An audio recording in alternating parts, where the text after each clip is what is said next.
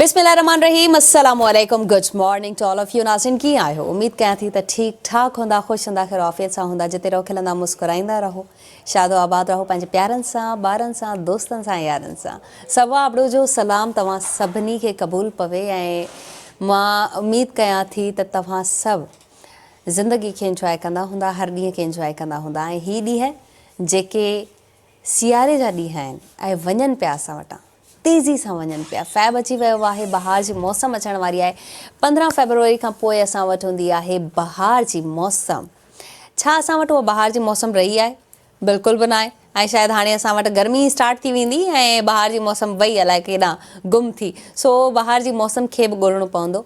वक़्तनि ब वक़्तनि पाण खे जीअं असीं चेंज कंदा रहंदा आहियूं, टेक्नोलॉजी चेंज थिए पई, ईअं असीं पंहिंजे माहौल खे बि चेंज कयूं ऐं साफ़ु सुथिरो रखूं। ख़ासि करे वण लॻायूं त जीअं असां वटि उहो बहार जो मौसम या जेके असां वटि मौसमूं हुयूं, चारई मौसमूं, उन्हनि मां सिर्फ़ु 2 मौसम बचा आहिनि। 2 मौसम असां वटां गुम थी विया आहिनि, त उहे बि मोटी अचनि। सो मौसम खे इंजॉय कयो, पंहिंजे ॿारनि खे बि ॿुधायो, पंहिंजे ॿारनि खे बि सम्झायो त हीअ सभु छा थी रहियो आहे, एनसाइक्लोपीडिया में छा थी रहियो आहे, ग्लोबल वे में छा थी रहियो आहे, असांजी कंट्री में, असां जंहिं शहर में रहूं पिया उन में छा थी रहियो आहे। मेन थिंग इज़ दैट त असां पंहिंजे शहर खे फोकस में रखूं। ख़ासि करे न्यूज़ ज़रूरु ॾिसूं। असीं हाईलाइट जेकी न्यूज़ थियनि पियूं उहे ज़रूरु ॾिसूं, बल्कि असीं सिर्फ़ु ॾिसूं न, उन्हनि ते गौर वीचार करण बि ज़रूरी आहे। छो ज़रूरी आहे? छो त असां वटि रोज़ानो जे बुनियाद ते हाणे इहो मामूल थी वियो आहे। असीं ॾिसूं पिया त इहा मामूल जी शइ थी वई आहे त असां वटि रोज़ानो को न को अहिड़ो इंसिडेंट थी रहियो आहे जंहिंसां केतिरियूं ई जानियूं ज़ाया थियनि पियूं, केतिरो ई नुक़सानु थिए पियो। इहो सिर्फ़ु मुल्क जो नुक़सानु न आहे, इहो सिर्फ़ु हिकिड़ी सोसाइटी जो नुक़सानु न आहे, इहो सभिनी जो नुक़सानु आहे, ओवरऑल नुक़सानु आहे। हिकु जान बचाइणु सम्झो त इंसानियत खे बचाइणु आहे। ऐं असीं छा इन में पाण खे अॻियां वधायूं पिया? छा असीं पाण कुझु कयूं पिया? छा असीं हुकूमत ते बार बार ब्लेम कंदा आहियूं त असांजी हुकूमत कमु न पई करे? सिहत जो शोबो हुजे, तालीम जो शोबो हुजे, या वरी असां वटि इंफ्रास्ट्रक्चर सही न आहे, ऐं असां वटि खोड़ सारियूं अहिड़ियूं शयूं आहिनि जिन में असीं हुकूमत ते ब्लेम कंदा आहियूं। ठीकु आहे, हुकूमत जी बि पॉलिसी आहे, हुकूमत जो कमु आहे, ज़िम्मेवारी आहे, पर असीं किथे आहियूं? असीं पाण हिकिड़ो फ़र्द, हिकिड़ी शहरी तौर ते छा करे रहिया आहियूं? जीअं खोड़ सारा वाक़िया असीं हाणे हिते ॻाल्हाइणु वेहंदासीं, खोड़ सारा वाक़िया असांजे नज़र में ईंदा, असीं ॻाल्हाईंदासीं त हीउ प्रोग्राम शायदि उन्हनि वाक़ियनि ते ॻणाईंदे ई ख़तमु थी वञे। पर उन्हनि वाक़ियनि जे करे जेको असांजो नुक़सानु थियो आहे, इंसान ज़ात जो नुक़सानु थियो आहे, छा उनजो कोई अज़ालो करे सघंदो? का हुकूमत, का फायर ब्रिगेड, या वरी असीं पाण सोसाइटी में जंहिंमें रहूं था, या शहरी ज़िम्मेवार शहरी आहे छा? असीं छा करे रहिया आहियूं? छा पंहिंजे पाण खे ई इन्हनि शयुनि मां धिके रहिया आहियूं, या इन्हनि शयुनि मां असीं कुझु सिखी करे असीं पाण खे महफ़ूज़ करे रखूं? जीअं सियारो ईंदो आहे, सियारे अचण सां ई सिलेंडर जो इस्तेमालु वधी वेंदो आहे, छो त असां वटि गैस जी शॉर्टेज थी वेंदी आहे केतिरनि ई शहरनि में। उनखां पोइ असांखे रोज़ानो जे बुनियाद ते न्यूज़ मिलंदियूं आहिनि त सिलेंडर फाटी पियो, केतिरियूं जानियूं ज़ाया थी वियूं, हेतिरा ॿार मरी विया। उनखां पोइ गाॾियुनि में जेके सिलेंडर जा फाटण जा इंसिडेंट थियनि पिया। उनखां पोइ अचूं था असीं बिल्डिंग्स ते। ठीकु आहे, पुराणी बिल्डिंग्स जी असीं ॻाल्हि कंदासीं। जीअं गुल प्लाज़ा जो हेॾो वॾो सान्यो थी वियो, 70 खां वधीक माण्हू उते फौत थी विया, सड़ी रख थी विया, उन्हनि जी जानी माली उन्हनि जो केतिरो नुक़सानु थियो, उनजो कोई बि अज़ालो नथो करे सघे। उन ते बि ॻाल्हाईंदासीं, पर उनखां पहिरीं जेके वेल सेटल्ड ऐं सुठियूं बिल्डिंग्स आहिनि उन्हनि जी बि ॻाल्हि कंदासीं त उन्हनि में बाहि छो पई लॻे? छा उन्हनि में सिलेंडर मौजूदु न आहे त बाहि ते जीअं फ़ौरन सां ज़ाब्तो आणे सघिजे? जीअं असीं चेस जी ॻाल्हि कंदासीं, उते बि बाहि लॻी चुकी आहे। RJ मॉल जी ॻाल्हि कंदासीं, असीं मिलेनियम जी ॻाल्हि कंदासीं, साइमा मॉल जी ॻाल्हि कंदासीं। केतिरा ई वाक़िया असांजे साम्हूं आहिनि। आख़िर बाहि शॉर्ट सर्किट मां लॻे छो पई? हीअ थर त न आहे? जीअं थर में झूपड़नि खे बाहि लॻी वेंदी आहे, ऊन्हारे में, तेज़ गर्मीअ में बाहि जा शोला भड़की पवंदा आहिनि, पर असां वटि त हर शइ मौजूदु आहे। असां वटि फायर ब्रिगेड बि आहिनि, असां वटि पाणी बि आहे, असां वटि आला बि आहिनि, ऐं असां वटि उहे सिलेंडर बि मौजूदु हुजणु खपनि जंहिंसां बाहि ते फ़ौरी तौर ते ज़ाब्तो आणणु घुरिजे, जेको असीं न कंदा आहियूं शायदि। ऐं असीं पाण पंहिंजी कोताहीअ में मरी वेंदा आहियूं। असीं इहो मञण लाइ तयार न आहियूं त इहा असांजी बि ग़लती आहे। असीं पंहिंजी ग़लती न मञींदा आहियूं ऐं सॼो ब्लेम हुकूमत ते विझी छॾींदा आहियूं। अॼु ॿ महिमान, बहितरीनु महिमान जेके इन्हनि ॻाल्हियुनि खे हाईलाइट कंदा ऐं ॿुधाईंदा असांखे त आख़िर असीं किथे मिस्टेक करे रहिया आहियूं, असीं किथे पोयां रहियल आहियूं। बहितरीनु महिमान असांजे प्रोग्राम में अॼु मौजूदु आहिनि। मां तव्हांखे उन्हनि जो ज़रूरु तारीफ़ उन्हनि सां कराईंदमि ऐं उन्हनि सां ॻाल्हि कंदासीं इन्हनि इंसिडेंट जे हवाले सां। अच्छा, जेके असां वटि बहितरीनु महिमान वेठल आहिनि उनजो नालो आहे रोबिन पतरस साहबु। रोबिन पतरस साहबु सीज़न्ड सेफ्टी सिक्योरिटी प्रोफेशनल आहिनि, having an experience of 16 years in this field. ऐं इन्हनि खां पुछंदासीं त हिननि खोड़ सारनि वॾनि वॾनि इदारनि सां कमु कयो आहे, कीअं कमु कयो आहे ऐं उन्हनि में कहिड़ो रुझान है, तो असीं पंहिंजी सेफ्टी लाइ छा कयूं। अस्सलाम वालेकुम, कैसे हैं आप? ठीक है? कैसी हैं? रॉबिन साहब ठीक है, तबीयत सेट है अल्हम्दुलिल्लाह। ऐं असां वटि ॿिया बहितरीनु महिमान, मुआशरे जा अहम पिलर मां उन्हनि खे चवंदी आहियां, छो त जंहिंखे ला ख़बर आहे, जेके ला पढ़नि था, ॼाणनि था, उहे बहितरीनु गाइड करे सघंदा आहिनि त असांजे लाइ असांजा राइट्स कहिड़ा आहिनि, या वरी जेकी मेंटेनेंस न पई थिए बिल्डिंग्स जी, इहा कंहिंजी ज़िम्मेवारी आहे, असीं किथे वञी क्लेम करे सघूं था, करे बि सघूं था या न, इहो असांजो राइट आहे बि या न, असांखे ॿुधाईंदा।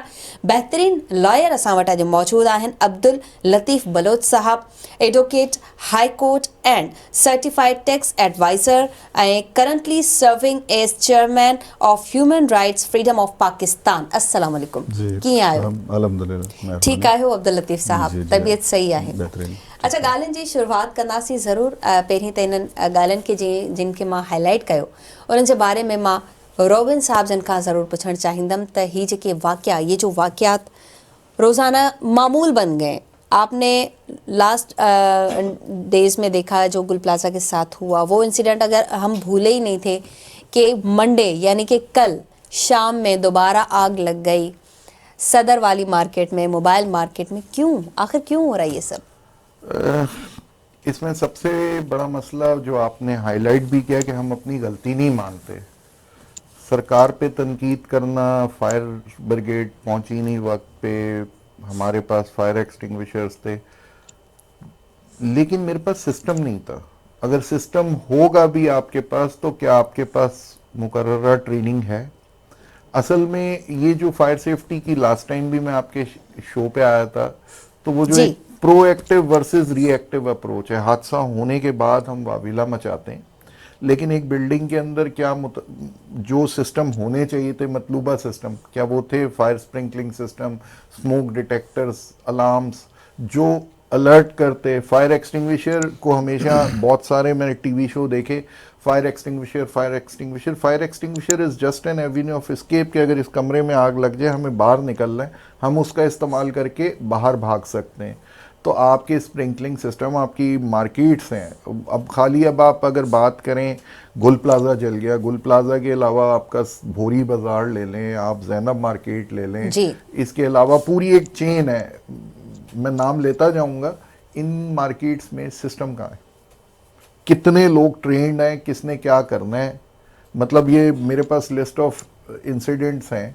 सही है, पाकिस्तान अमेरिका नहीं हो सकता कि अमेरिका जो न्यूयॉर्क है 2 गुना 3 गुना 5 गुना बड़ा है, तो वहाँ कराची से तो बड़ा है उससे, लेकिन वहाँ 218 फायर स्टेशन हैं। इसी तरह लंदन की बात करूँ 108 हैं, कराची में तो 28 हैं। वो कितने फाल हैं कितने नहीं, वो एक अलग बात है, लेकिन मेरी अपनी तैयारी क्या है। हम सरकार के ऊपर बात करते हैं तो फिर आपके या मेरे जब सर में दर्द हो तो पोस्टल लेने जिना हॉस्पिटल जाना चाहिए जी, और जाके अगर नहीं मिलती तो आप चिल्लाएं डॉक्टर पे। तो वो पोस्टल लेने आप अपने पास रखते हैं क्योंकि वो आपका अपना रेमेडियल मेजर है, प्रोएक्टिव अप्रोच है कि सर का दर्द बढ़ेगा तो मैं शो नहीं कर सकूंगी, यही वजह है ना, या अपने रूटीन के काम नहीं। तो आपकी अपनी तैयारी क्या है। और खाली अगर गुल प्लाजा की बात करें तो कराची में 2025 में 73 के साथ इंसिडेंट्स हुए हैं, 24 में हुए हैं, 23 में हुए हैं, बड़े बड़े इंसिडेंट्स हुए हैं। ईपीजी के अंदर एक फैक्ट्री में आग लगी थी, दूसरी में लग गई और उसके बाद फैक्ट्री गिर गई जी। तो आप एसेट, आपका 2 करोड़ का 10 करोड़ का एसेट है, आप 10-20 लाख रुपए का सिस्टम नहीं लगा रहे। आपकी अपनी क्या प्रोएक्टिव अप्रोच थी, क्या लोग ट्रेंड थे। मल्टीपल कंपनीज में मैं जाता हूँ, ये तो चलें आपकी एक मार्केट की बात हो गई, आप हॉस्पिटल्स ज़रा जाके देखें, हॉस्पिटल्स के अलावा स्कूल्स जाके देखें कितनी तैयारी है। जी आप सिर्फ फायर एक्सटिंग्विशर के ऊपर भरोसा करते हैं कि जी ये लगा दिया, अब उसके अंदर भी क्वालिटीज़ आती हैं, फिर हम सस्ते की तरफ जाते हैं। जी सही है, तो वो बच्चों की लाइफ स्टेक पे कितने टीचर्स ट्रेंड हैं कि अगर आग लग गई है एक फ्लोर के ऊपर तो क्या प्रोसीजर है, किस किस को पता है किसने क्या करना है, क्या ये किसी को पता है, क्या फायर एग्जिट बना हुआ है कोई। देखें मेनली 70% आग की अगर मैं बात करूं कराची के अंदर, जी वो शुरू होती है बिजली के कनेक्शन से, बिजली की फॉल्टी वायरिंग से। तो वो जो आपका मेन पैनल बोर्ड है या जहां आपके मीटर लगे वो कितना सेफ है। मतलब आप किसी भी बड़ी बिल्डिंग में चले जाएं जो पुरानी है, मीटरों में तारें लटकी हुई होंगी, जी मतलब वो गोरे भी आके देखेंगे तो बोलेंगे यार साइंस है ये। लेकिन प्रॉब्लम ये है कि हम उन चीज़ों को ठीक नहीं करते।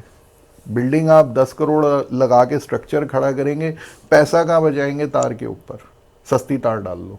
वही तार जो है वो एक रीज़न है, बेसलाइन है जहाँ से आग शुरू होगी।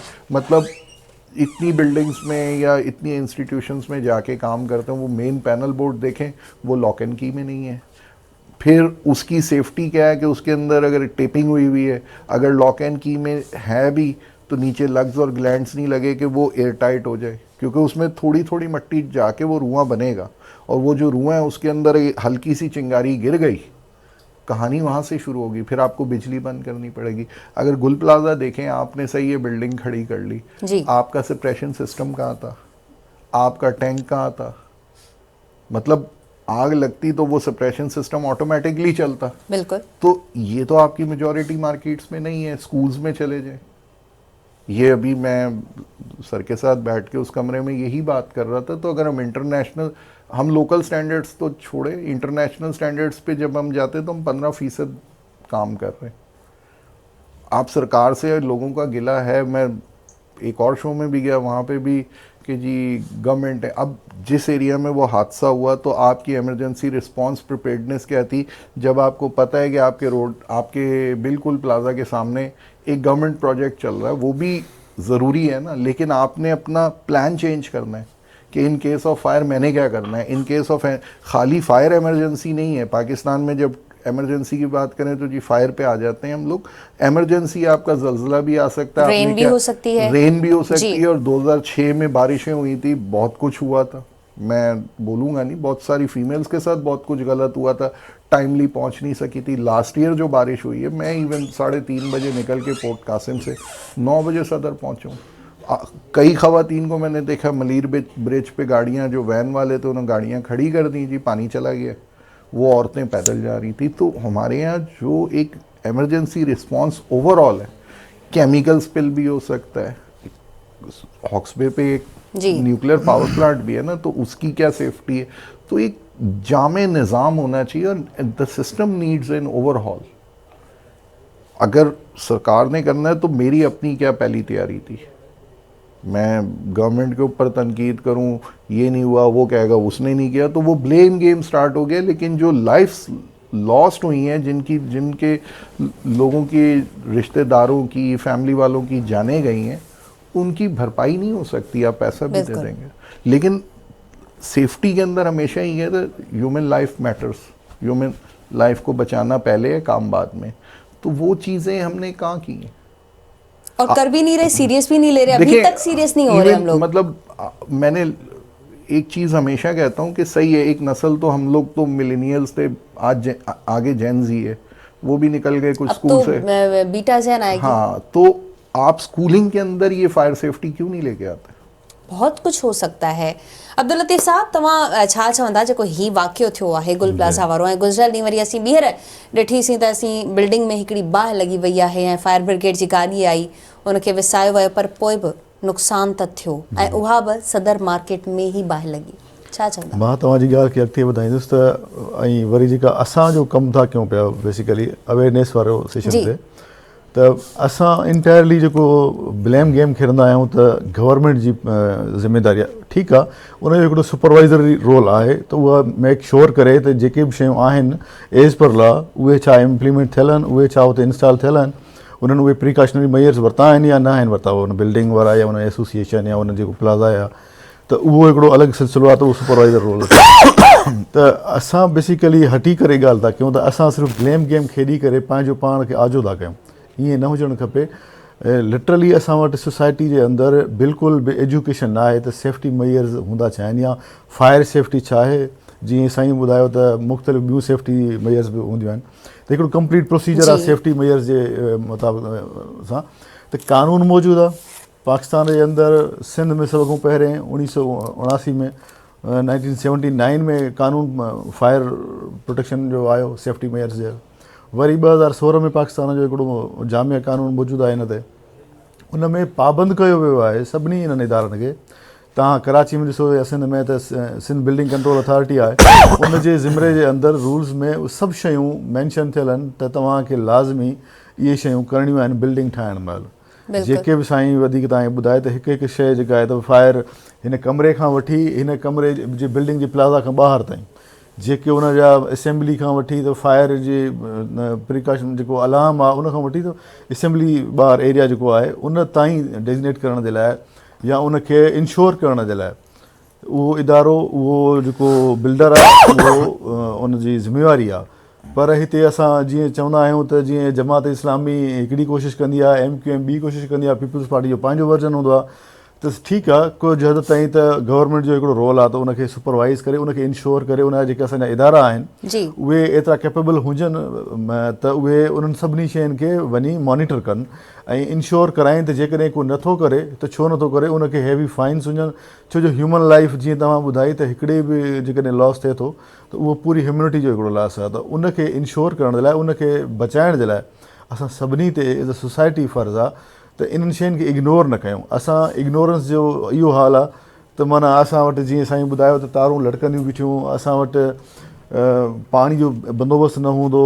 इवन हर साईं मूंखे जेकॾहिं मां ग़लति आहियां त करेक्ट करे, त हर जेकॾहिं हिकिड़ो प्लाज़ा ठहियलु आहे उन प्लाज़ा जे हर फ्लोर ते हिकिड़ो सेफ्टी या फायर अफ़सर मुक़ररु ज़रूरी आहे, पर असां वटि सॼी बिल्डिंग में कोन हूंदो आहे, असां वटि सॼे मोहल्ले में ई न हूंदो आहे। असांजी सॼी जेका हिकिड़ो एरिया आहे जिते सभु जेका आहे न हाई रेज़ कंस्ट्रक्शन ठहियलु आहे, बिल्डिंग्स ठहियलु आहिनि, उते असां वटि जेकॾहिं कंहिं पुछंदो कराची में साईं खां अलावा रॉबिन साहिब खां सवाइ मूंखे नथो लॻे त को 5-8 अहिड़ा नाला हुजनि जिन खे असां कोड करे सघूं त हे सेफ्टी मेयर्स या हे सेफ्टी ऑफिसर्स आहिनि जेके कमु था कनि या जेके तव्हांखे सर्विस ॾियनि था, एडवाइज़ कंदा तव्हांखे।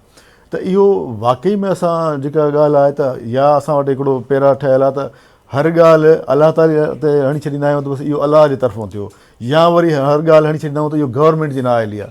त गवर्नमेंट जी नाअहली त ठीकु आहे हिकु हद ताईं जेके मञूं था, पर तव्हांजी नाअहली किथे आहे?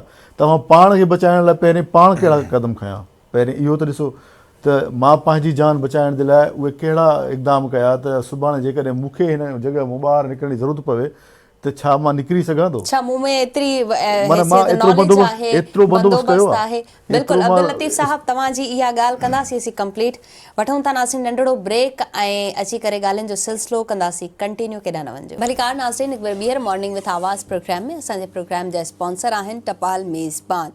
टपाल मेज़बान सिंध की नंबर 1 चाय। टपाल मेज़बान जश्न जमालो शो में अब आप मिल सकते हैं अपने favourite host, game show host Zoheb Chandio और राजा मेमन से।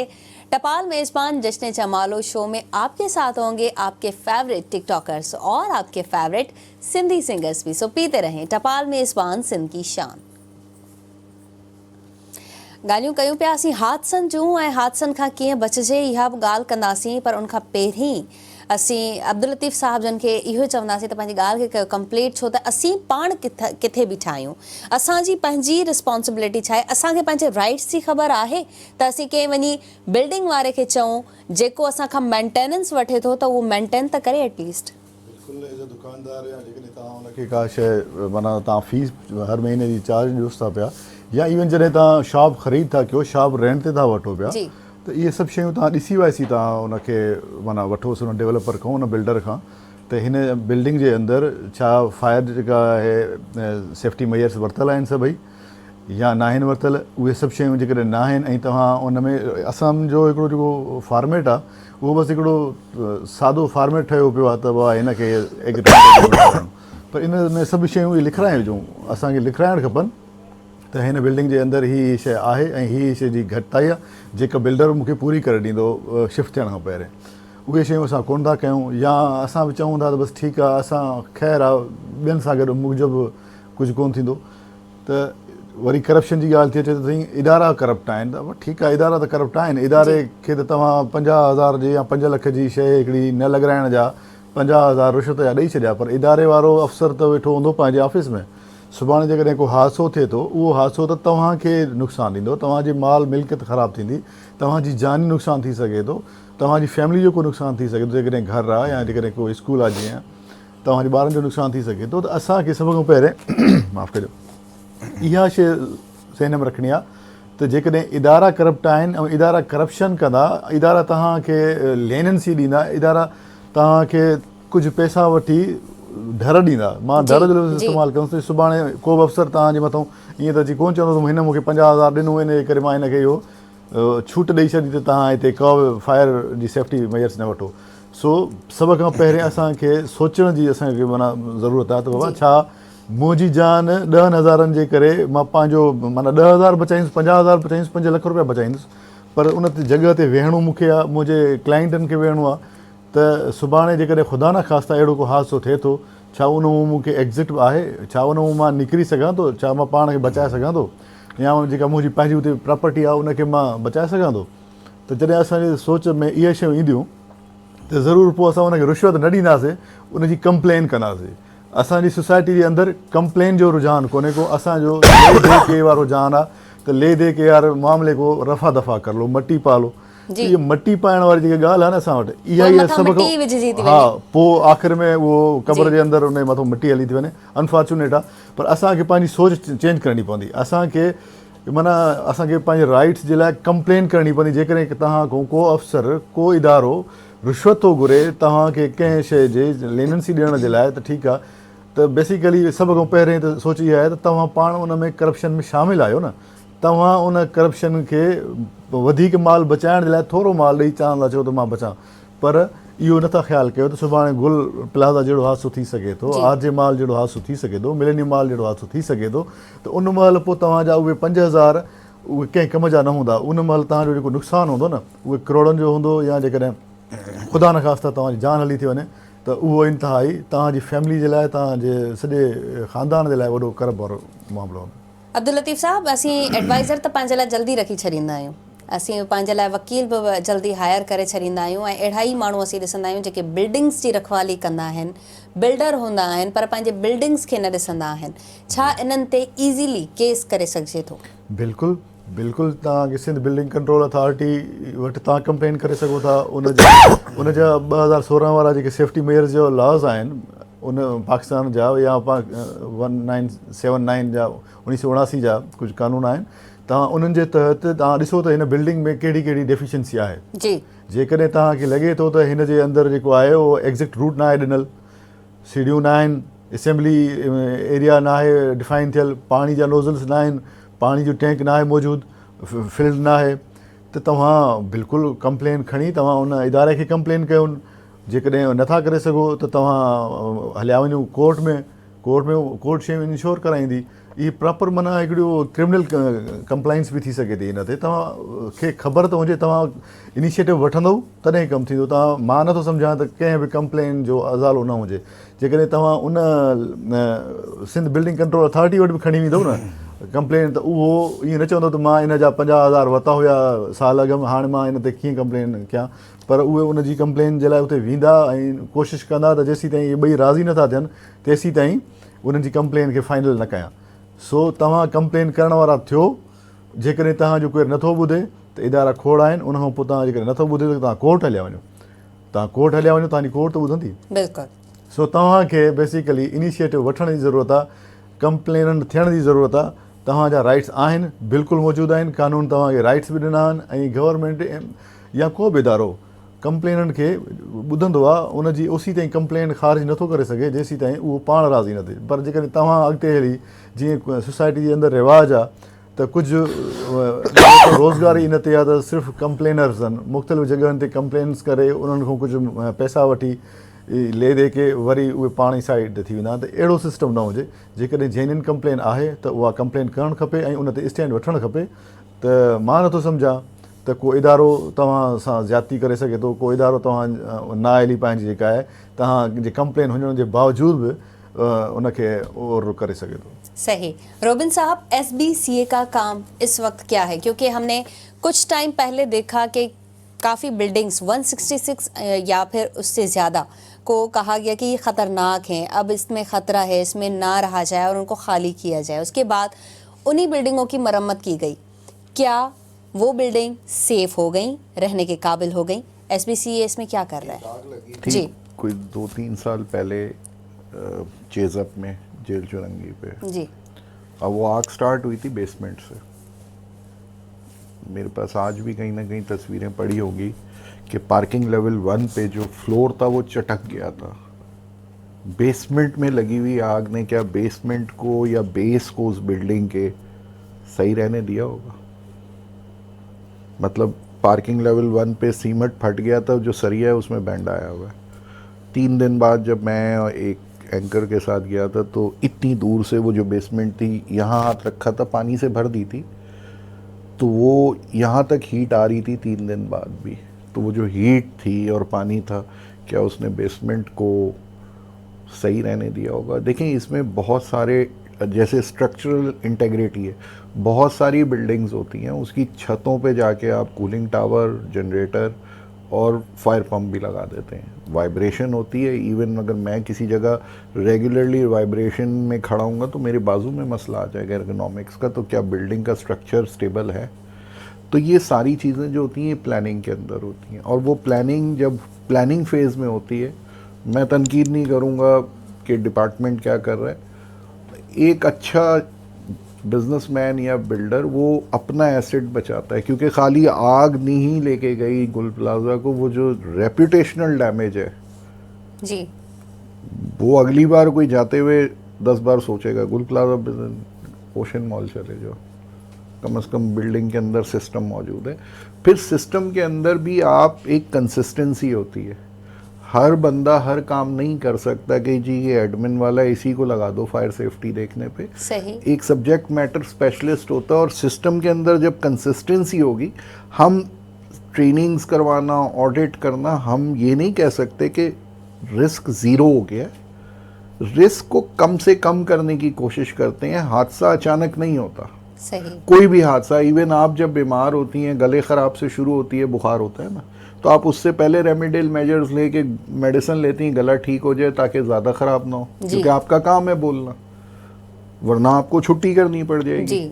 तो वही रेमेडियल मेजर्स जो होते हैं, आपकी प्रिवेंटिव मेंटेनेंस, ईयरली मेंटेनेंस, ये वो चीज़ें होती हैं जो उस हादसे को होने से रोकती हैं।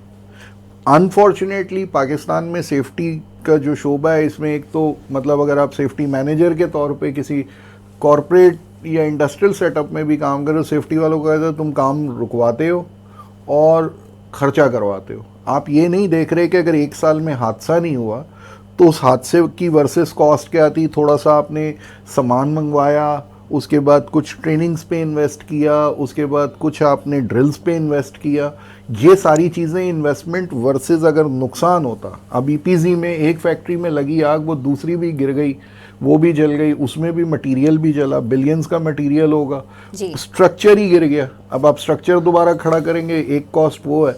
तो वो जो फिर दूसरी चीज़, आपका जो स्मॉल मीडियम इंटरप्राइजेज है, ये जो शॉप्स हैं, ये फायर इंश्योरेंस नहीं कराते। अगर इंश्योरेंस की साइड पे भी देखें तो इंश्योरर जब इंश्योर करने जाएगा तो वो प्रॉपर किसी सब्जेक्ट मैटर स्पेशलिस्ट से करवाएगा जी, जबकि वहाँ सिर्फ पॉलिसी बिक्री होती है। मतलब इसमें हम एज अ सोसाइटी इन्वॉल्व हैं, and that is a criminal negligence. अभी तो हम बात यहाँ पे गुल प्लाजा की कर रहे हैं, हॉस्पिटल्स, स्कूल्स, अदर इंस्टीट्यूशंस, छोटी क्लिनिक्स हैं रूरल एरियाज में, या आपके थोड़ा सा कराची से बाहर निकल के छोटे छोटे क्लिनिक्स हैं। सिस्टम क्या है? Fire extinguisher. फिर वो चलाने वाला है वो कितना ट्रेंड है? हम पढ़ना नहीं चाहते, हम कहते हैं कि हमें सब कुछ पता है, चंद बेसिक्स हैं हर काम की, वो बेसिक्स आप पढ़ के नहीं आ रहे।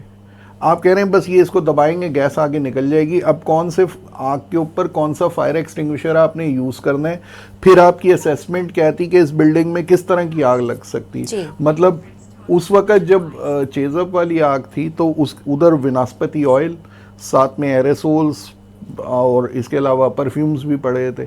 आपने पानी डाल दिया तेल की आग पे, जगह तोड़ी, पानी भर दिया उधर, वो आग बढ़ेगी, कम नहीं होगी। तो सिस्टम कहाँ था? अव्वल तो अगर उसको सिक्योरिटी की रूह से देखें तो वो आपकी सेंट्रल जेल के 500 मीटर के रेडियस में आ रहा है। जी। वो एक ऐसी जगह है, सिक्योरिटी पॉइंट ऑफ व्यू से देखें तो नहीं होना चाहिए। सही। तो ये बहुत सारी बेसिक्स हैं। कारोबार करने से पहले भी आप रिस्क असेस करते हैं ना कि क्या क्या रिस्क होंगे, कौन सा प्रोडक्ट रखूंगी या बिल्कुल। कौन सा प्रोडक्ट रखूंगा। तो इसी तरह बिल्डिंग बनने के बाद भी रिस्क होते हैं। आप उस बिल्डिंग के अंदर देखें, आज एक चीज़ लगी है, उस चीज़ की लाइफ डे बाय डे कम हो रही है। फिर हम अगर बात करें कराची की तो हम समुंदर के किनारे यहाँ जंग भी लग रहा है चीज़ जी। को, और जल्दी क्रोजिव साइड पे क्रोजन जल्दी हो रही है, जंग जल्दी लग रहा है, तो चीज़ की लाइफ भी कम हो रही। तो ये बेसिक्स, आपके कितने शॉपिंग मॉल्स हैं जो ईयरली बेसिस पे रिस्क असेसमेंट करते हैं। एक रिस्क असेसमेंट आपका अपना बंदा जो है वो प्रॉपर प्रोसीजर डेली बेसिस पे कंसिस्टेंसी से चला रहा है पूरे साल, लेकिन एक थर्ड पार्टी आती है, वो थर्ड पार्टी आपको वो चीज़ बताएगी जो शायद आपकी नज़र के सामने होते हुए आपको नज़र ना आए, क्योंकि मेरी चीज़ है ना, मुझे अपनी चीज़ में ख़राबी नहीं नज़र आएगी। जी। तो अब जब अगर हम गुल प्लाजा की बात करें, आप भी गई होंगी बेसमेंट जी। वाली मार्केट में, कहाँ लगा था फायर एग्जिट कि जब आग लगे तो यहाँ से निकलना है? किस दुकानदार को पता था? इसी तरह आप किसी और मॉल में चली जाएं, वहाँ पे भी नहीं। हाँ, कपड़ा अच्छा मिलता है, इम्पोर्टेड मिलता है, चीज़ महंगी है, दुकान का पे आपने ली है तो कारोबार अच्छा चल रहा है, but we are only bothered on this finance के ऊपर कि हमने बिजनेस करना है। लेकिन वो टेंडर बॉक्स आपने बना दिया बिजनेस का, लेकिन सेफ्टी के मेजर्स क्या थे? हम तनकीद कर देते जी फायर वाले नहीं आए। अब फायर वाले की बात करें, वो जो टाइम था, रोड भी खुदा हुआ है, जी। जी। रोड भी खुदा हुआ है, कोई सिग्नल की पासदारी भी नहीं करता, तो क्या ट्रक 4 बंदे दबाता हुआ आ जाता? फिर एक नया मसला खड़ा हो जाता है जी, ड्राइवर को गाड़ी चलानी नहीं आती। और एक फायर ब्रिगेड वाला बंदा भी जाँ बहक हो गया है, हम उसकी भी बात नहीं करते, बल्कि ब्लेम करते हैं कि फायर ब्रिगेड उस बंदे ने अपनी जान दे दी, जो भी उसके पास एक चीज़ थी, जो भी उसके पास इक्विपमेंट पीपीईस थे, उसने उनका यूज़ किया, और उसने जो जिसकी भी जान बचा सका उसने बचाई। मतलब ये बहुत बड़ा दिल चाहिए उतनी बड़ी आग के अंदर यहाँ बैठ के हम बात करना और उस आग की तपिश महसूस करना और सामने खड़े होना। हम ड्रिल्स करते हैं तो हम कई दफ़ा ड्रिल्स में आग लगाते हैं, तो वो जो थोड़ी बहुत भी तपिश होती है ना, वो आपको पता चलता है कि आपकी स्किन में कुछ फील आता है। तो उतनी बड़ी आग में अब पानी मार रहे हैं, वो काट तो सकते नहीं, हमने सिक्योरिटी के नाम पे ग्रिलें भी लगाई हुई हैं। तो हमारे अपने, सही, आपने सिक्योरिटी के नाम पे ग्रिल लगाई, तो आपके अपने सेफ्टी कहाँ है? सेफ्टी कहाँ है? रेमेडियल मेजर्स कहाँ है? चीज़ चोरी ना हो उसका तो बंदोबस्त किया है, लेकिन चीज़, अब मल्टीपल चीज़ें हैं वहाँ, ऑयल भी है, मेकअप का सामान भी है, कालीन भी है, प्लास्टिक के बर्तन भी है, फूल भी हैं, मल्टीपल। या तो आपने सेग्रीगेटेड मार्केट बनाई हो ना कि जी क्रॉकरी इस हिस्से में बिकेगी, ये वाला हिस्सा जहाँ कालीन बिक रहा है या कॉस्मेटिक्स बिक रहा है या परफ्यूम बिक रहे हैं, ज़रा हाई रिस्क वाला है, इसमें ये मेजर्स होने चाहिए। तो हमने तो सेग्रीगेशन भी नहीं की जी। जिसको जहाँ दुकान मिलती है वो अपना बिजनेस शुरू कर देता है, अल्लाह मालिक है। इसी तरह अगर हम स्कूल्स की साइड पे आएँ, किस स्कूल में आपको निज़ाम मिलेगा? किस स्कूल में ड्रिल होती है? हाँ, मेला होता है, स्पोर्ट्स डे होता है, लेकिन कभी आपने देखा है किसी स्कूल में, मतलब मैंने तो अपने स्कूल में कभी 10 साल में नहीं था कि कोई फायर ड्रिल हुई हो। फायर ड्रिल भी नहीं होती, और जो हमारी फर्स्ट एड की जो केयर होती है, हम फर्स्ट एड अपने बच्चों को कैसे सिखा सकते हैं, उनको कैसे ये छोटी छोटी चीज़ें समझा सकते हैं कि अपनी सेफ्टी, अपनी सिक्योरिटी हम कैसे मैनेज करते हैं, और रास्तों पे चलते हुए अगर हम इंजरी हमें हो जाए या इंजर्ड हो जाएं, हम खुद को कैसे सेव करते हैं, हम वो अपने बच्चों को नहीं सिखाते जिनकी ज़रूरत आज है। नाज़रीन वठंदासीं नंढड़ो ब्रेक खां पोइ अची ॻाल्हियुनि जो सिलसिलो कंदासीं continue. Welcome back in morning with आवाज़। ही प्रोग्राम ॾिसी रहिया आहियो तव्हां लाइव आवाज़ टीवी ते। असांजा स्पॉन्सर आहिनि टपाल मेज़बान, सिंध की नंबर 1 चाय। टपाल मेज़बान जश्न जमालों में अब आप मिल सकते हैं अपने favourite game show host Zuhaib Chandi और राजा मेमन से। टपाल मेज़बान जश्न जमालों में आपके साथ होंगे आपके फेवरेट टिकटॉकर्स भी और आपके फेवरेट सिंधी सिंगर्स भी। सो पीते रहे टपाल मेज़बान सिंध की शान। Abdul Latif sahab, human rights freedom of Pakistan इन हवाले सां कहिड़ो कमु करे रहिया आहे? तव्हां उन्हनि सां कनेक्ट आहियो, कहिड़ी नवाण अचे पई? जी मां नाले जी करेक्शन कयां, इहो फ्रीडम नाहे, फोरम आहे। अच्छा, फोरम आहे। Forum of Pakistan. अच्छा, बेसिकली मां हुनजो चेयरमैन आहियां पाकिस्तान जो। असां बेसिकली जेका मां ॻाल्हि कई तो रिवर्स थिंकिंग जी ॻाल्हि था कयूं पिया हर ॻाल्हि में। असां इहो नथा चऊं त तव्हांजा जेके राइट्स आहिनि उहे पुलिस वारे सल्व करे छॾिया। सही। पुलिस वारे जो हिकु हद ताईं त आहे किरदारु, पर उन खां पहिरें तव्हां पंहिंजे राइट खे हासिलु करण लाइ छा कयो, ठीकु आहे? त तव्हां उनजे लाइ कहिड़ो पाण पतोड़ियो, कहिड़ी एफर्ट्स वरितियूं, तव्हां कंहिं वटि कंप्लेन कई, तव्हां स्टैंड छा वरितो। अॼुकल्ह सोशल मीडिया जो दौरु आहे, तव्हां नंढड़ी हिकिड़ी क्लिप ठाहे बि जेकॾहिं सोशल मीडिया ते रखो था त मजबूरी ठही थी वञे इलेक्ट्रॉनिक मीडिया जी बि उनखे खणणु एज़ अ न्यूज़। सो असां सोसाइटी में अवेयरनेस पैदा करण जे लाइ कोशिशि था कयूं पिया, हर उन ॻाल्हि जे लाइ जेका सोसाइटी में सम्झूं था त टेबू आहे, या सम्झूं था त हीअ शइ जेका आहे उहा रहिजी वई आहे ॿियनि इदारनि खां। ॿिया जेके ऑर्गेनाइज़ेशन्स आहिनि उहे जेके आहिनि उन ते इहो कमु नथियूं कनि पियूं। सभ खां वधीक जेको असां सम्झूं था त असांजो जेको अवेयरनेस जा सेशन सेमिनार्स PC ऐं मेरिट ऐं मूव इन पिक में था थियनि पिया। उन्हनि सां तव्हां आम इंसान खे कहिड़ो फ़ाइदो ॾिनो, आम हिकिड़े माण्हूअ खे कहिड़ी अवेयरनेस ॾिनी। उते तव्हांजा सिलेक्टेड इनवाइटीज़ हूंदा आहिनि जिन खे तव्हां इनवाइट कंदा आहियो हाई टी ते, उते वेही तव्हां पाण में वेही डिस्कशन्स कंदा आहियो ऐं उन्हनि सभिनी माण्हुनि खे ऑलरेडी ख़बर हूंदी आहे त हिन से कहिड़ो सोल्यूशन आहे, हिन जो कहिड़ो सोल्यूशन आहे। त असांजो आहे मोटो त बाबा ॿाहिरि निकिरो, उन्हनि एरियाज़ में हलो, उन्हनि जॻहनि ते हलो जिते माण्हुनि खे ख़बर न आहे, लिटरली ख़बर न आहे, ऐं उन्हनि खे अवेयरनेस हली की उन्हनि सां ज़रूरी न आहे तव्हां उते वेही हिकिड़ो सेमिनार टाइप जो हिकिड़ो हॉल बुक करायो, उते शयुनि खे अचो। छो जो माण्हू तव्हां वटि हली न ईंदा जिन खे ख़बर। तव्हांखे ॻोठनि में वञिणो पवंदो, तव्हांखे नंढनि नंढनि शहरनि में वञिणो पवंदो, तव्हांखे उते कंहिं शहर जे चौक में बीही हिकिड़ी कैंप लॻाए उते माण्हुनि खे ब्रीफ करिणो पवंदो। ज़रूरी न आहे त 100 जे तादाद में तव्हां वटि जथा अचनि, पर तव्हां वटि 10 माण्हू बि जेकॾहिं अचनि था तव्हां उन्हनि खे हिकिड़ो इशू खणो, उन हिकिड़े इशू ते सम्झायोसि।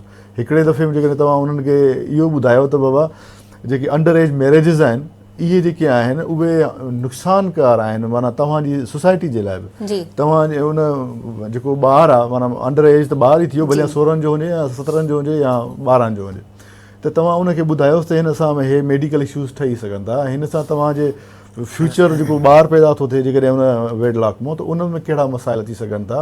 ऐं इहे सभु शयूं जेके आहिनि उन खां पहिरियों माना तव्हां ॿारनि खे ॿुधाईंदो कोन, तव्हां उन सोसाइटी खे ॿुधाईंदो कोन।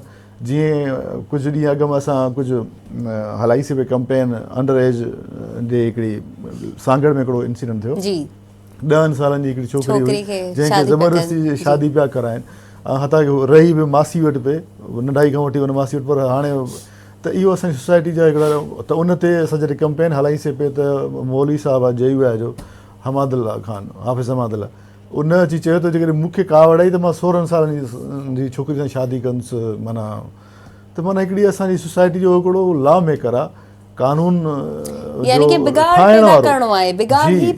जी जी। त असां वटि सोसाइटी खे माना हर उन ई शइ ते असांजो कमु आहे त असां उन्हनि खे ॿुधायूं, उन्हनि खे सम्झायूं। इहो ई थियो रोड ट्रैफिक आहे, इहो रोड सेंस जेको आहे इहो बि इंतिहाई ज़रूरी आहे। त ऐं अॼुकल्ह जेके शादियूं थी थियनि पियूं, शादियुनि जो जेको तलाक जो रेशो आहे उन्हनि ते तमामु घणो थी वियो आहे, उन्हनि ते असांजो कमकार हले पियो। असां मतिलबु सेशन्स कयूं था पिया, मुख़्तलिफ़ जेके जोड़ा आहिनि उन्हनि सां वेही करे उन्हनि त बाबा मसाइल थी सघनि था न, लाइफ आहे त मसाइल थी सघनि था। ॿ मुख़्तलिफ़ सोल वेहनि था हिकु शादी में, गॾिजनि था, त ज़रूरु उन्हनि जी हिकिड़ी पंहिंजी शख़्सियत हूंदी, मर्द जी हिकिड़ी पंहिंजी शख़्सियत हूंदी, उन्हनि ॿिन्ही खे कंप्रोमाइज़ करे अॻिते हलाइणो आहे, तॾहिं शादी या जेको हिकिड़ो फैमिली सिस्टम आहे उहो हली सघे थो।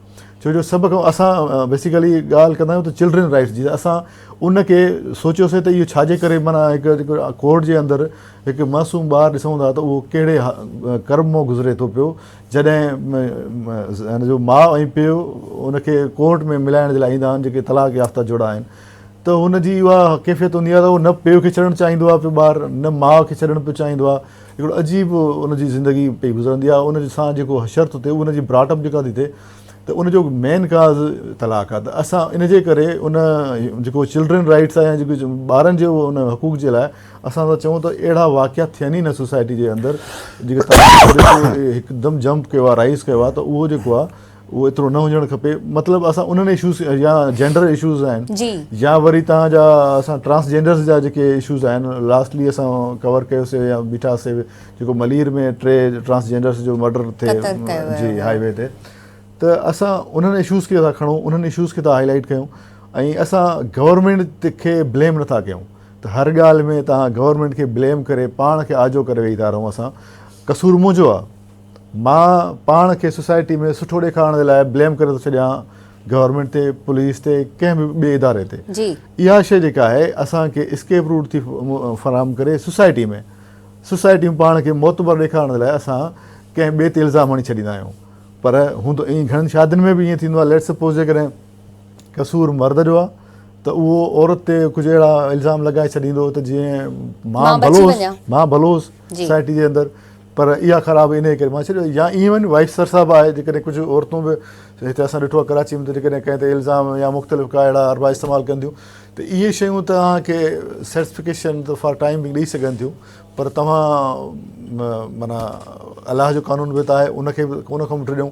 हिकिड़ो जेको इनर आहे असांजो सर्टिफिकेशन आहे उहा बि हासिलु करणु खपे न। उनजे लाइ तव्हांखे रोल पाण अदा करिणो पवंदो ऐं पंहिंजा जेके उसूल आहिनि लाइफ जा, कानून जेके आहिनि असांखे मुआशरती जेके कानून आहिनि उन्हनि खे असांखे पाबंद बणाइणो पवंदो पाण खे पहिरें, पोइ असां सोसाइटी ते ब्लेम कयूं, पोइ असां इदारनि ते ब्लेम कयूं।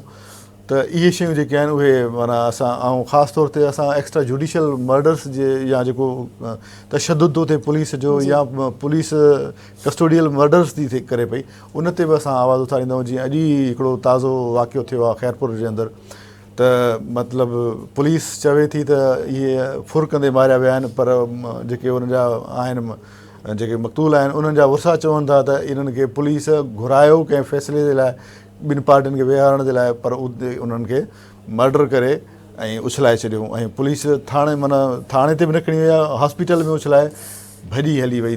पुलिस बि त जेकॾहिं उहे हुया ॾोहारी हुया त तव्हां छो पिए भॻो। त शयूं जेके आहिनि इहे मतिलबु कंफ्यूज़िंग जेके आहिनि स्टोरीज़ उहे इंतिहाई माना कर्बनाक आहिनि। हा, तव्हां उनजो को ॾोह आहे उन्हनि खे तव्हां कोर्ट जे कटहरे में खणी अचो, उन्हनि खे साबित कयो। पुलिस पंहिंजी डेफिशिएंसीज़, पुलिस जेके पंहिंजा मतिलबु उन्हनि खे नथी साबित करे सघे, उनखे छा चइजे त इन्वेस्टिगेटिव जेके उन्हनि जो ख़ाल आहिनि पुलिस जा पंहिंजा, उहे ईअं साबित थी करे या उन्हनि खे ईअं थी साफ़ करे एक्स्ट्रा जुडिशल मर्डर्स में या कूड़ो मुक़ाबिलो पुलिस जो ॾेखारे।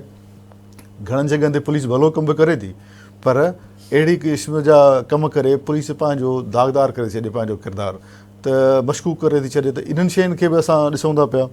ऐं बाक़ी जेके सोसाइटी जे अंदरि हर उथंदड़ ख़ासि तौर ते जेका आहे असांजो एनवायरमेंटल चेंजिस, उन्हनि ते असां तमामु ज़रूरी ॻाल्हि आहे। ग्लोबल वार्मिंग जेका आहे, जीअं असां चऊं था पिया त हे हिन महिल नवंबर डिसंबर में पाकिस्तान में थियणी हुई बर्फ़बारी, त उहा हली वई आहे जनवरी फेब ॾे। त इहे सभु जेके आहिनि ग्लोबल वार्मिंग जो आहिनि। हिते कराची जो एॾो वॾो शहरु आहे, उन में जेको ट्रैफ़िक आहे, उन ट्रैफ़िक जे अंदरि जेको धुओं पैदा थो थिए, उन धुएं जो को कंट्रोल कोन्हे को, उन जी का बि जेका ट्रांसपोर्ट जो पॉलिसी आहे, बयान बि आहिनि, पर उन ते इम्प्लीमेंटेशन कान थी थिए पई। असांजा जेके जीअं साईं ॻाल्हि कई त ट्रेनिंग कान्हे असांजे उन्हनि इदारनि जी, उन्हनि इंडिविजुअल जी जेके उनखे मॉनिटर था कनि, जेके उनखे सुपरवाइज़ था कनि, या जेके उन्हनि जे ख़िलाफ़ु एक्शन खणी सघनि था। उन्हनि जी जेकॾहिं पंहिंजी उहा ट्रेनिंग मुनासिबु न हूंदी त उहे उनखे कीअं कंट्रोल करे सघंदा। उनखे कहिड़ी ख़बर त हिन गाॾी जे अंदरि जेकॾहिं केतिरे मिक़दार में धुओं इहे करे सघे थी ऐं एतिरो ख़ारिज करे सघे थी। त इन जे करे असांखे सभ खां पहिरियों इहे सभु शयूं जेके आहिनि उहे वरी पोइ असां हाणे जीअं लीगल एड जो सिलसिलो आहे, त लीगल एड बि असां मुहैया कयूं पिया था। मुख़्तलिफ़ जेके माण्हू अप्रोच कंदा आहिनि असांखे, त उन्हनि खे असां फ्री ऑफ कास्ट जेका लीगल एड केसिस हलाईंदा आहियूं, उन्हनि खे free of cost legal aid बि ॾींदा आहियूं। त जेकॾहिं उनखे वकील खपे, जेकॾहिं उनखे कंहिं ॿियो मसइलो आहे, त असां इन सभिनी शयुनि ते कमु कयूं पिया। त अवेयरनेस असांजो सभ खां वधीक आहे त असां डेटा कलेक्ट कयूं ऐं अवेयरनेस ॾियूं, पर 5 स्टार होटल्स में न, बाहर सर्दी नंढियूं में नंढियूं कैंप्स या हणी वरी करे, जी, गर्मी जे आम मौसम में आवाम कंहिं में। गर्मी में पघार वहाँ ईंदे कंहिं खे बेहतरीन। सम्झाईंदासीं तो उहा सम्झ में ईंदी। बेहतरीन अब्दुल लतीफ़ साहब। रोबिन साहब, जैसे इन्होंने बात की कि छोटी छोटी कैंप्स लगानी चाहिए बाहर रोडों पे, लोगों को अवेयर करना चाहिए। जैसे हमने पहले भी देखा कि हमारे पास बड़े कैमरा लग गए, ई चालान आ गया, लेकिन लोगों में अवेयरनेस नहीं थी। उसके बाद पुलिस शुरू हुई और अवेयरनेस देना शुरू हो गए और अब सब में अवेयरनेस आ गई। क्या समझते हैं कि ये तरीका काबिल कबूल है, काम देखिए, आएगा, हो सकता है ऐसा कुछ? चंद पॉइंट्स जो मैंने जी। फाइनलाइज किए हैं कि जैसे सेफ्टी की बात है, जी तो मैंने तो खैर पिछले साल से अक्टूबर नवंबर से हमने स्टार्ट किया था कि छोटी सी कंपनी है मेरी, एरे नेचर एंड ट्रेनिंग्स, तो हम अपनी कैपेसिटी में स्कूल्स के साथ फ्री ऑफ कॉस्ट सेशंस करते हैं कि आप बच्चों को अवेयरनेस देना शुरू करें। मतलब मैं किसी पे तनकीद करूं कि वो सही नहीं है, सबसे पहले तो मुझे अपने आप को देखना है, फिर स्कूल्स को। अब तो मैंने एक दो स्कूल, जो बिज़नेस चल रहा है वो तो चल रहा है, लेकिन जो साथ में हमारी एक सोशल रिस्पॉन्सिबिलिटी है जी जो हमें इस मुल्क ने दिया, हमने भी तो कुछ देना है। तो उस लिहाज से हमने एक चीज़ और शुरू की। अभी एक स्कूल के साथ हम लोग एक प्रोजेक्ट करेंगे कि छोटा सा स्कूल है, मैं बड़े स्कूल्स के साथ बिज़नेस करता हूँ, लेकिन छोटा स्कूल जो अफोर्ड नहीं कर सकता, कि 4-6 दोस्त मिलके पूरा फायर सेफ्टी सिस्टम उस स्कूल में इंस्टॉल करेंगे, पूरी डॉक्यूमेंटेशन उनको करके देंगे। 5-6 महीने जब तक रिसोर्स नहीं आ जाता तो उसको लुक आफ्टर भी करेंगे। तनकीद से फिर तनकीद, ब्लेम गेम, स्केप गोट निकालना कि जी ये उसकी जिम्मेदारी थी, ये मेरी जिम्मेदारी भी तो कुछ बनती थी एज अ सिविल सोसाइटी। तो वो मेरी जिम्मेदारी क्या मैं पूरी कर रहा हूँ। मैं अपने इर्द गिर्द कितने लोगों से बात करता हूँ सेफ्टी पे। लास्ट टाइम भी मैंने आपसे बात की थी कि हम 4-5 लोग बैठे हुए थे कि किसके घर में फायर एक्सटिंग्विशर है। जब मेरे अपने घर में नहीं है, मेरा अपना फोकस जो है ना रूटीन लाइफ के ऊपर है। रूटीन लाइफ मैंने अपनी बस गुजारनी है, आज का दिन गुजारना है, कल का दिन फिर नया शुरू हो जाएगा। तो वही सर वाली बात है कि ये सिविल राइट्स ऑर्गेनाइजेशंस जैसे इनकी हैं, ये अच्छी बात है कि आगे आ रहे हैं। और अच्छी बात यह है कि वो जो ट्रेनिंग का कॉन्सेप्ट इन्होंने बताया कि जी मूव इन पिक में नहीं, मूव इन पिक में एक गरीब आता हुई पहले 10 बार सोचेगा। तो वो जो उसके इलाके में जाके काम करना है, उसके माहौल के मुताबिक उसके साथ काम करना है। कुछ 2 साल पहले मैंने एक एनजीओ के साथ, ये आपका जो लियारी के एरिया में और किमाड़ी मच्छर कॉलोनी के एरिया में, हमने छोटे छोटे स्कूल्स के साथ ट्रेनिंग्स की थी। फायर सेफ्टी इक्विपमेंट भी दिया, कहाँ एग्जिट का साइन होना चाहिए। अब वो बिल्डिंग को तो नहीं आप तोड़ के चेंज कर सकते, उसने स्कूल खोल लिया, लेकिन उसमें रास्ते और जगहें तो मौजूद हैं जहाँ से लोग निकल सकते हैं, जहाँ से लोग भाग सकते हैं। और सबसे बड़ी बात है अवेयरनेस, और अवेयरनेस किसकी? उस टीचर की कि उसने क्या इकदाम करने हैं। मतलब देखें, खाली आग नहीं लग सकती। अगर जल्जला है तो स्कूल में रहते हुए आप क्या करेंगे, या स्कूल से कितनी दूर जाएंगे, उस एरिया में कौन सी जगह है जहाँ वो सेफ होंगे, बिल्डिंग गिरे भी तो आपको नुकसान ना हो। केमिकल स्पिल भी हो सकता है। मतलब अगर कोई केमिकल का जहाज़ आता है, जैसे कि गडानी में एक दफ़ा हो चुका है कि जहाज़ तोड़ते हुए कितने लोग बेहोश हो गए थे, ये गैस थी। अब ये बेसिक चीज़ें हैं। मैं गवर्नमेंट से एक रिक्वेस्ट की जा सकती है आपके मीडियम से कि आप इसको स्कूल क्यूरिकुलम का हिस्सा बनाएं, ऑक्यूपेशनल हेल्थ एंड सेफ्टी को। कि जब बच्चा क्लास 1 से पढ़ रहा होगा तो अगर उसके पेरेंट्स को नहीं पता था, वो निकल गई उनकी एज सीखने की, लेकिन एटलीस्ट बच्चे को पता होगा। अब जहाँ बात की रोड सेफ्टी की, लोग चलान से बचने के लिए सीट बेल्ट लगाते हैं, काला शीशा करके आप धोखा किसको देते हैं कि मैं सीट बेल्ट नहीं लगाता, हादसा आपके साथ होगा। बिल्कुल सही कहा उन्होंने। दुकानदारों के लिए भी मैंने लाशों में भी कहा था कि अगर आपको लगता है कि हुकूमत के हालात मखदूश हैं या हमारे पास लिमिटेड कैपेसिटी है सपोर्ट की, तो आपने क्या किया? मेन तो यही है कि आपने क्या किया। नाज़रीन, वठूं था नंढड़ो ब्रेक ऐं ब्रेक खां पोइ अची रॉबिन साहब जंहिंजी ॻाल्हि खे कंदासीं कंप्लीट। तव्हां कहिड़ा न वञो। वेलकम बैक नाज़रीन, हिकु भेरो ॿीहर भली कार मॉर्निंग विथ आवाज़ प्रोग्राम में। असांजे प्रोग्राम जा स्पॉन्सर आहिनि टपाल मेज़बान। नाज़रीन, ॻाल्हियुनि जे सिलसिले खे कंदासीं कंटिन्यू। रोबिन साहब जन असां सां गॾु मौजूदु आहिनि ऐं हेॾां असां सां बहितरीनु लॉयर वेठा आहिनि। सो वक्त ज़ाया करण बिना हलंदासीं, पंहिंजे सवालनि जो सिलसिलो कंदासीं कंटिन्यू। हमने अपनी तरफ से तो देख लिया कि बैनर लग गए, हुक्मरान जिम्मेदार हैं, गुल प्लाजा जल गया, इससे पहले जो भी आग लगी हुक्मरानों पे डाल दें आप। फिर हम देखते हैं कि हुक्मरान हमारे आते भी हैं, वो सवाल के जवाब भी देते हैं, जुर्माना भी अदा करते हैं। वो जो आपने देखा है कि हम इतने फोत हो गए तो इतनों को इतने पैसे देते हैं। आखिर मेन जिम्मेदार है कौन? हम खुद। सही। बिल्डिंग बना रहे हैं तो आपको पता है ना कि ये हो सकता है और ये होना चाहिए। मैं एक चीज़ जानता हूँ, आपने चौकीदार रखे थे अपने एसेट की प्रोटेक्शन के लिए, लेकिन वो जो डंडे वाला चौकीदार है जिसने चौथी पांचवी तक पढ़ा है, वो चौकीदारा तो कर सकता है। क्या वो अवेयर था कि आग लगेगी तो मैंने करना क्या? मैंने गेट खोलने हैं, कौन से एग्जिट से लोगों को निकालना है, लोगों को गाइड करना है। ऐसा कौन सा कोई मॉल है अदर देन बिगर मॉल्स लाइक ओशन, लकी या डॉल्मेन मॉल? इसके अलावा कौन सा ऐसा मॉल है? कहीं भी चले जाएं आप, तारिक रोड चले जाएं, भूरी बाज़ार चले जाएं, मतलब वी आर ओनली बॉदर्ड कि हमारा बिजनेस कैसा चल रहा है, हम इस पे बात करते हैं, हम सेफ्टी पे बात नहीं करते। इवन आप और मैं भी सुबह मॉर्निंग मैसेजेस भेजते हैं एक दूसरे को, लेकिन कभी कोई बात खाने की मेज़ पे भी सेफ्टी पे डिस्कस हुई है? बहुत सारा काम मैं छोड़ देता हूँ कि जी एक दिन में आप बिल्डिंग की रिपोर्ट दे दें, मैं नहीं दे सकता। कल को गिर गई, कल को कोई जल के मर गया तो मैं फंसूंगा जी। और इखलाकी जिम्मेदारी मेरी बनती है कि मैं मना करूँ उसको। तो बहुत सारे लोग ये भी कर देते हैं। तो वो इखलाकियात के ऊपर जो है ना, मतलब सेफ्टी के साथ इखलाकियात और सिविक्स ये करिकुलम का हिस्सा नहीं बनेंगे तो लोगों की अवेयरनेस ही नहीं आएगी। अब मतलब बच्चा अगर यूरोप साइड पे जाए तो वो साइकिल भी हेलमेट पहन के चला रहा है, तो यहाँ तो मोटरसाइकिल पे भी वो 500 वाला हेलमेट हम लेते हैं पुलिस से बचाने के लिए, तो सही है। डॉट अप्रूव्ड हेलमेट का कॉन्सेप्ट ही नहीं, वो सर बचाएगा ना आपका। तो 2 लाख की मोटरसाइकिल ले रहे, 10-15 हज़ार का हेलमेट भी ले लें। तो ये अवेयरनेस का मसला है, और अवेयरनेस जो है आपको जाके गली गली कूचे कूचे में बात करनी पड़ेगी। क्योंकि हमारा एक और मसला जो है कच्ची आबादी है, वो अनप्लैंड है जी। एक जगह एक झुग्गी में आग लगती है, उसके बाद सारी कोई 300-400 भी चल जाती हैं। गुलिस्तान जौहर में हो भी चुका है।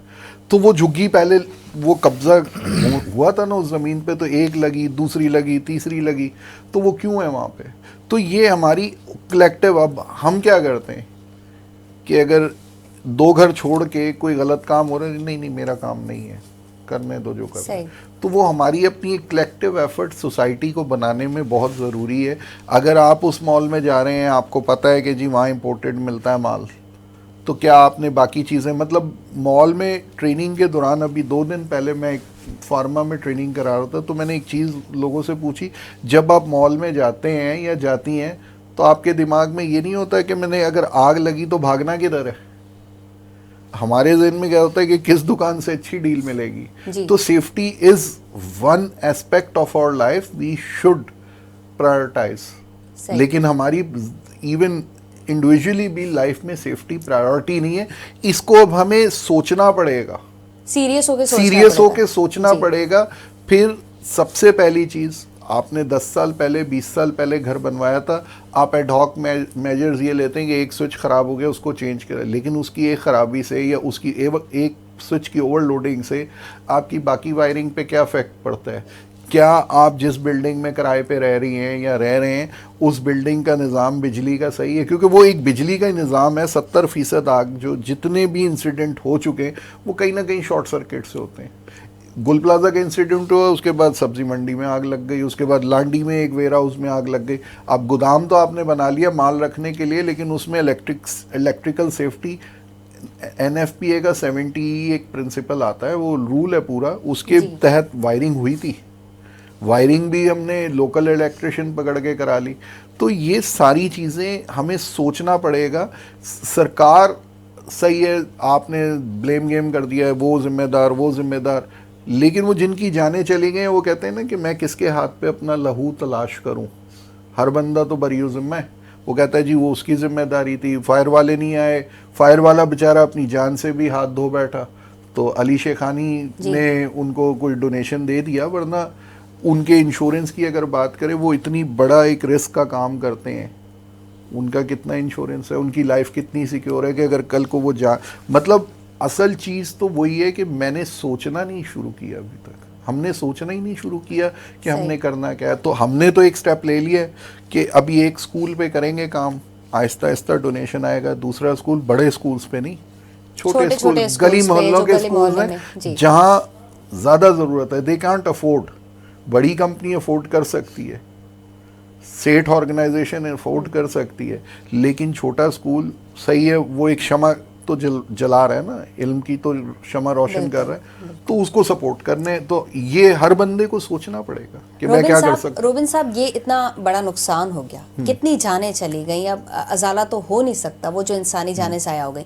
ऐसी कराची में बहुत सारी बिल्डिंग्स हम देखते हैं जो नाकारा हो चुकी है, जिनको खाली होना चाहिए। क्या होना चाहिए? आपको क्या लगता है कि कितनी ऐसी बिल्डिंग्स होंगी जिनमें खतरा है और अब ज्यादा खतरा हो गया? 90%। 90%? आप तो हमें डरा रहे हैं। नहीं देखिए, जी एक हकीकत है जी कि हमारा फोकस सिर्फ बिजनेस करने पे, तो उसके लिए फिर जो शॉपर्स, शॉपिंग के लिए लोग जा रहे हैं शॉपिंग के लिए, उनको सोचना पड़ेगा कि जिस जगह जा रहे हैं कि उधर से भागने का रास्ता कौन सा है। देखें, गलतियां सबसे होती हैं, हर सिस्टम में प्रॉब्लम होता है, आइडियल स्टेट पे नहीं आप जा सकते। आप जितना भी कुछ करते हैं, आप रिस्क को लो करने के लिए करते हैं ना, लेकिन उसकी कंसिस्टेंसी ज़रूरी है। अब ये एक इंसिडेंट हो गया है, जैसे लास्ट जो था वो मिलेनियम मॉल था, उस पर शोर मचा था, उससे पहले आरजे मॉल, अर्शी मॉल या मॉल, जी काफी पीटीसी जी शारा फैसल पे। लेकिन जब वो सिचुएशन सारी थी, उस वक्त किसने आवाज़ उठाई? लेकिन अब जब ये काम हो गया है तो कंसिस्टेंसी कहाँ आई है? कंसिस्टेंसी एक कागज़ नहीं है। If you go to Saudi Arabia और दुबई, वो आप बिज़नेस शुरू करना चाहते हैं, सर्टेन स्पेसिफिकेशंस हैं कि आपकी शॉप के अंदर या आपकी बिज़नेस लोकेशन पे ये सिस्टम होगा, ये होगा। एक आएगा फायर डिपार्टमेंट से, एक आएगा केएमसी से, उनकी लोकल मेट्रोपॉलिटन से, एक वेरीफाई करेगा, दूसरा उसको री-वेरीफाई करेगा और आपको ई सर्टिफिकेट दे देगा, और उसके बाद आप बिजनेस शुरू करेंगे। लेकिन पीरियोडिकली वो चेक करते रहेंगे कि आपके सिस्टम कितने इफेक्टिव हैं। तो आपको ये समझना पड़ेगा कि एक डिपार्टमेंट और आपको, चाहे मॉल्स हैं, हॉस्पिटल्स हैं, आपको एक डिपार्टमेंट और खोलना पड़ेगा, that is fire safety, overall safety.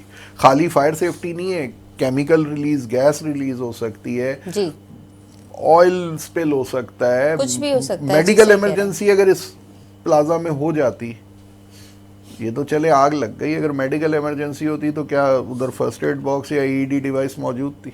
कोई किसी को देखता भी नहीं है। बड़ा जानी नुकसान हो गया।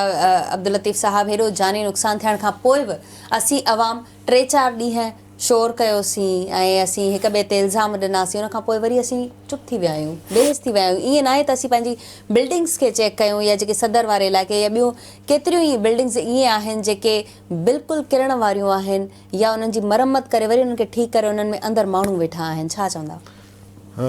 बिल्कुलु, अवाम त ख़बर अथव त हिकिड़ो नओं इशू क्रिएट थींदो त उनजे पोयां लॻी पवंदी। इहो ई त हिकिड़ो मॉब जो किस्सो आहे, त उहे माना कंसिस्टेंसी कंहिं बि शइ जे लाइ कनि त पोइ त असां वटि अहिड़ा हादसा ई न थियनि। पर सिंध गवर्नमेंट जी मां कल्ह ख़बर वरिती त 200+ उन्हनि बिल्डिंग्स जेके आहिनि उन्हनि जी उन्हनि रिपोर्ट तयारु कई, उन्हनि खे नोटिस जारी कया आहिनि। त तव्हां इन खां पहिरियों बि थियो हुयो, जेको तव्हां ॿुधायो मिलेनियम मॉल खां पोइ बि हिकिड़ी जी, उन्हनि तॾहिं बि उन्हनि नोटिस कॉल कया हुआ। पर बेसिकली आहे छा, जेका ॻाल्हि इहा आहे त असां उन्हनि खे डिस्क्लोज़ न कंदा आहियूं त माफ़ियाज़ आहिनि, बिज़नेस ग्रुप्स जेके आहिनि उहे माफ़ियाज़ आहिनि पूरा। उहे तव्हांखे मजबूर करे छॾींदा आहिनि त तव्हां न त असां स्ट्राइक करे छॾींदासीं, न त असां कारोबार बंदि करे छॾींदासीं। छो जो सॼो कुझु त कयो उन्हनि जो आहे न। जेकॾहिं बिल्डिंग में सेफ्टी न आहे त बिल्डर केरु आहे? उहो ई आहे बिल्डर। जेकॾहिं उते हिकिड़ो शॉपिंग मॉल आहे, उन शॉपिंग मॉल जे अंदरि जेकॾहिं 1000 दुकान आहे त उनजी एसोसिएशन केरु आहे? उन्हनि 1200 दुकानदारनि खे केरु थी लीड करे पई? उहे एसोसिएशन्स। हाणे उहे एसोसिएशन्स जेके आहिनि उहे माल उहे ठाहींदियूं आहिनि, माल उहे खाईंदा आहिनि। पर पोइ तव्हां ॿुधायो त उन्हनि सेफ्टी मेयर इहो हूंदो आहे त गुल प्लाज़ा में तव्हां बि आयो, असां बि आहियूं, त एतिरी घिटी बि न हूंदी आहे जो उन मां 2 माण्हू आराम सां गुज़री सघनि। सॼो इनक्रोच करे अंदरि सॼो सामान दुकानदार कढी ॿाहिरि रखंदो आहे। हाणे उन जे अंदरि तव्हां ॿुधायो त एविकुएशन कीअं थिए? त जेका इहे मां ॻाल्हि कई त बिज़नेस कम्यूनिटी बि अज़ ख़ुदि हिकिड़ी जेकॾहिं करणु चाहे, जेकॾहिं छो जो नुक़सानु कंहिंजो आहे? उन बिज़नेस कम्यूनिटी जो आहे न। त उहे पाण खे ज़मीनदार सम्झनि ई नथा।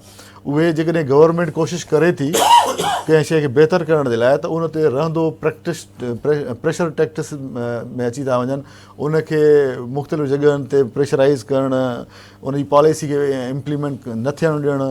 पोइ उन में लोकल पॉलिटिक्स बि शामिलु थी वञे। जीअं तव्हांखे ख़बर आहे त हाणे इहो 4थों फ्लोर छो ठहियो?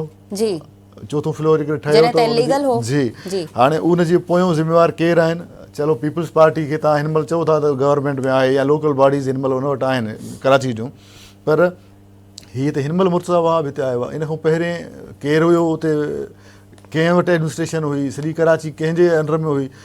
इहे जेको सॼो कराची जो इंफ्रास्ट्रक्चर जी तबाही आहे, असां ब्लेम त खणी कयूं था गवर्नमेंट खे, पर ॿुधायो वञे न, उनजो हक़ाइक़ बि ॿुधाया वञनि न पाण खे। हक़ाइक़ कोई न ॿुधाईंदो। त हक़ाइक़ छा आहिनि त उनजे पोयों उहे केरु माफ़ियाज़ आहिनि जेके तव्हांजे हिकिड़े आवाज़ ते सॼो शहर साइलेंट थी वेंदो, को माना ॼणा मरण ऐं जीअण जी ॻाल्हि थी वेंदी।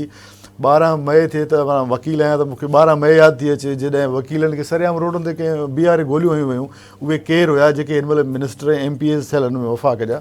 त माना असां वटि सिर्फ़ु माना बोहतान हणी इल्ज़ाम लॻाए कंहिं बि शइ जो तव्हां केस लोड़े छॾींदा आहियो। या वरी हाणे जे हिकिड़ी पार्टी वरी सरगर्म आहे ऐं मुर्तज़ा वहाब साहब जे बिल्कुलु पोयां लॻल आहे न, उन्हनि जा बि क्लिप्स ऐं ऑडियो वायरल थिया आहिनि। उन ते बि अचां थो त उनजो हिकिड़ो वीडियो वायरल थियल आहे जंहिंखे उहो चवे थो त बाबा पैसा वठो, न पैसा वरितल आहे और तव्हां घुराए ॾियो मूंखे, माण्हू ॾियो, छो जो उन्हनि जी पब्लिसिटी पॉपुलरिटी इहा आहे त उन्हनि वटि 1000 माण्हू बि न आहे जो उन्हनि सां गॾु अची उन्हनि जी क़ाइदाना सलाहियतुनि मां फ़ाइदो वठे, त उहे पैसा ॾेई माण्हू घुराए सिर्फ़ु सिंध गवर्नमेंट खे बदनाम करण जे लाइ। माना इहा डर्टी पॉलिटिक्स थी वई हिकिड़ी।